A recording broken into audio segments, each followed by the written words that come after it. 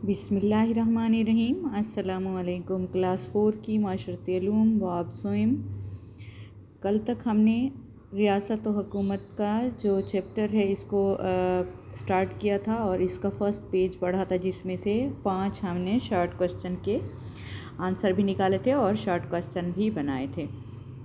आज हमारा page number 38 है, इसको हम पढ़ते हैं।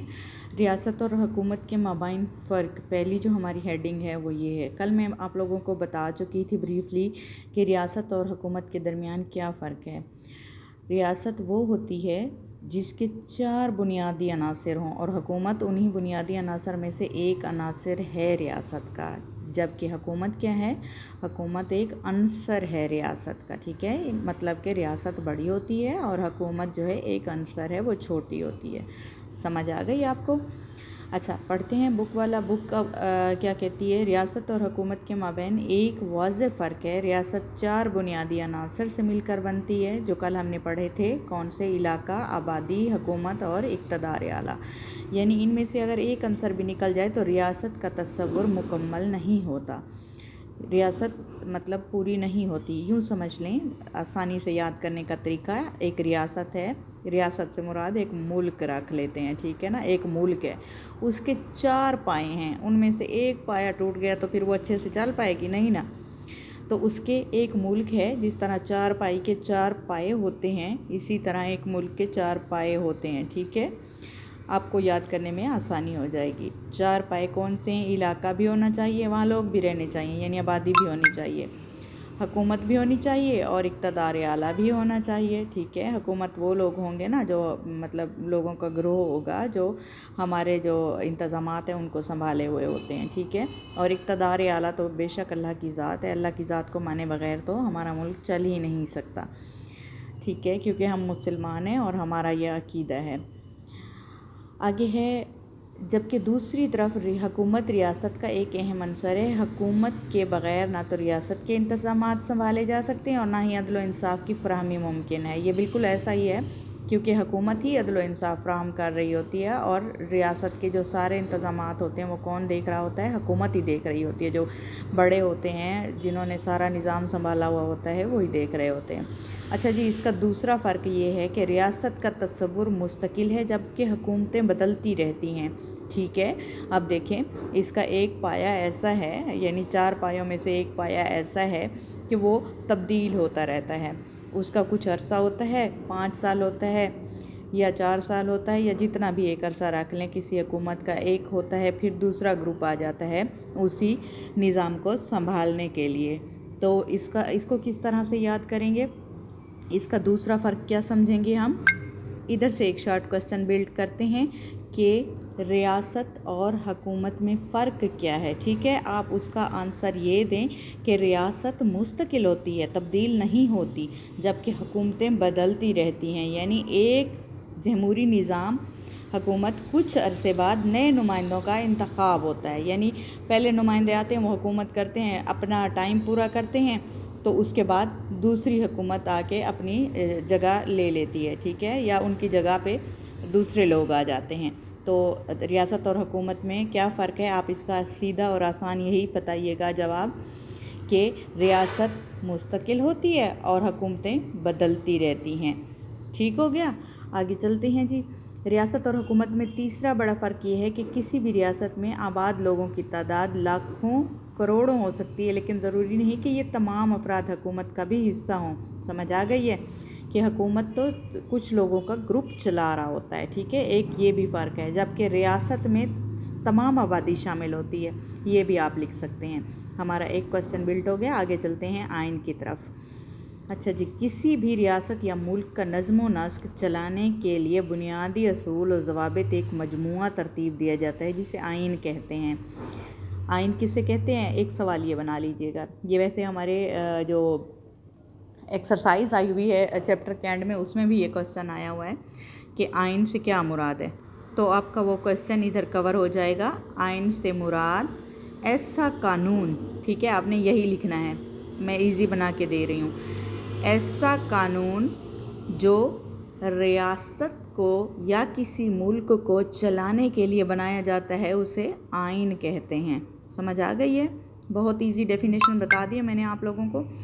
یہ اصول حکومتی انتظامات چلانے میں مددگار ثابت ہوتے ہیں. ملک کے تمام قوانین آئین کی روشنی میں مرتب کیے جاتے ہیں. ٹھیک ہو گیا. آگے چلتے ہیں. پاکستان کا پہلا آئین 1956 میں ملک کی آئین ساز اسمبلی نے وضع کیا. اس کو آپ ایک کوسچن بنا لیں, یہ بہت ضروری ہے آپ کے آئی کیو کے لیے بھی, کہ ہمارے اب تیسرا کوسچن بن رہا ہے. ٹھیک ہے, پہلے دو اوپر بن گئے ہیں. ریاست و حکومت میں کیا فرق ہے؟ آئین سے کیا مراد ہے؟ آئین سے مراد جو میں نے جس کا جواب جیسے بتایا آپ نے ویسے لکھنا ہے, ادروائز آپ کو یاد نہیں ہونا, بھول جانا ہے. آگے آپ بنائیں گے کہ پاکستان کا پہلا آئین کب بنا. ٹھیک ہے, تو ہم لکھیں گے پاکستان کا پہلا آئین 1956 میں بنا. پاکستان کا پہلا آئین 1956 میں بنا. 3 کوسچن ہمارے ہو گئے ہیں. آگے چلتے ہیں. آگے ہے رہنما کی خصوصیت. سب سے پہلے تو یہ دیکھیں کہ رہنما ہوتا کون ہے. ٹھیک ہے, لیڈر کون ہوتا ہے؟ ایسا شخص جو کسی گروہ, تنظیم, سیاسی جماعت یا ملک کی رہنمائی یا سربراہی کر رہا ہو, لیڈر کہلاتا ہے. اب اس کی جو آسان تعریف ہے وہ یہ ہے کہ ایسا شخص جو کسی جماعت کی رہنمائی یا سربراہی کر رہا ہو اس کو لیڈر کہتے ہیں. آپ سیاسی گروہ یا تنظیم کا نام بولیے گا, جماعت لکھ دیجیے گا. ٹھیک ہے, ہمارے کتنے کوسچن ہو گئے؟ 4 کوسچن ہو گئے. اب رہنما کی خصوصیات کیا ہونی چاہیے؟ ہر بندہ تو رہنما نہیں نہ بن سکتا. جیسے ہمارے لیڈر قائد اعظم تھے, تو ہر بندہ ان کی طرح نہیں بن سکتا. ان میں کافی خوبیاں ہوتی ہیں, وہ ان کے اندر کافی اسٹیمنا ہوتا ہے, تب جا کے بندہ ایک لیڈر بنتا ہے. اب لیڈر کی خصوصیات ہم بک کی پڑھتے ہیں, کیا کہتے ہیں؟ وہ ملک اور عوام کی بہتری کے لیے منصوبہ بندی کرتا ہے, یعنی سب کے لیے وہ بہتر سوچتا ہے اور پھر پلان بھی دیتا ہے. رہنما لوگوں کے مسائل کو سمجھتا ہے اور ان کو حل کرنے کی کوشش کرتا ہے. عوام میں ہر دل عزیز ہوتا ہے, یعنی عوام میں سب اس کو پیار کرتے ہیں. وہ کامیابی کا سہرا اپنی پوری ٹیم کو دیتا ہے اور ان کی کاوشوں کو سراہتا ہے. وہ یہ نہیں کہتا کہ یہ میری محنت کی وجہ سے کامیابی ملی ہے, بلکہ وہ کہتا ہے کہ یہ ہم سب نے مل کر ایک اچیومنٹ جو ہے حاصل کی ہے. آگے ہے رہنما منصوبہ بندی کو عملی جامہ پہنانے کے لیے نگرانی کرتا ہے, امن و امان کے قیام کے لیے کردار ادا کرتا ہے. کوسچن نمبر 5 آپ بنائیں گے اس کا کہ رہنما کی کوئی سے 3 خصوصیات لکھیں. آگے ہے ہمارا عام انتخابات ہوتے کیا ہیں؟ یہ جو جس کے ذریعے ہم سلیکٹ کرتے ہیں اپنے نمائندوں کو, حکومت میں جو آتے ہیں وہ کس طرح آتے ہیں؟ وہ عام انتخابات کے ذریعے آتے ہیں, جنرل الیکشن کے ذریعے آتے ہیں. ٹھیک ہے, قومی اور صوبائی اسمبلی کے اراکین عام انتخابات کے ذریعے منتخب ہوتے ہیں. دیکھیں, ایک ہوتی ہے قومی اسمبلی اور ایک ہوتی ہے صوبائی اسمبلی. قومی اسمبلی جو ہوتی ہے وہ بڑے لیول پہ ہوتی ہے, اور مطلب جیسا کہ اب ہماری جو قومی اسمبلی ہے وہ اسلام آباد میں ہے, جس میں تمام جو ہمارے حکومتی ارکان ہیں وہاں موجود ہوتے ہیں. ٹھیک ہے, اور ایک ہوتی ہے صوبائی اسمبلی. صوبے کی اپنی اپنی اسمبلی ہوتی ہے. اسمبلی جیسے آپ لوگ اسمبلی میں اکٹھے ہوتے ہو نا اسکول کی اسمبلی میں, اسی طرح سب مل کے جہاں بیٹھتے ہیں اس جگہ کو اسمبلی بولتے ہیں. آپ بھی صبح صبح اسمبلی میں جاتے ہو جہاں پہ سارے مل کے بیٹھتے ہو یا مل کے اپنا کوئی ایکٹیویٹی آپ لوگ کرتے ہو. عام انتخابات کہتے اس کو ہیں کہ ہم جاتے ہیں, اپنے ووٹ کا استعمال کرتے ہیں اور اپنا نمائندہ منتخب کرتے ہیں. ٹھیک ہے, منتخب نمائندے بعد ازاں اپنی ذمہ داریاں سنبھالتے ہوئے ملک و قوم کی خدمت کرتے ہیں. اب پاکستان میں الیکشن منعقد کروانا الیکشن کمیشن آف پاکستان کی ذمہ داری ہے. اس ادارے کا سربراہ چیف الیکشن کمشنر کہلاتا ہے.